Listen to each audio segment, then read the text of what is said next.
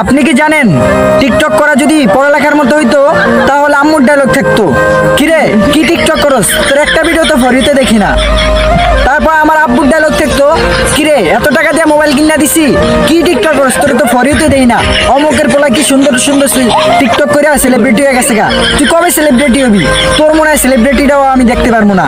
আমার টিচার কইতো, কিরে কয়টা টিকটক করে নিয়ে আসছস, আগামীকালকে ভালো করে 2টা টিকটক করে নিয়ে আবি যাতে ফরিতে যায়। আমার ভাই কইতো, কিরে তোর টাকা দিয়ে কি করতে এমবি পড়ার লেগা, কি টিকটক সারস, ফরিতে যায় না। দেখছস পাশের বাড়ি ইমরানের কি সুন্দর ভিডিও করে, হয়তো সেলিব্রিটি হয়ে যাইতেছে। আমার ছোট ভাই আমার আম্মুর কাছে কান্না কান্না কইতো, মা আজকে আমি টিকটক করতে যাবো না, আমার ভালো লাগে না।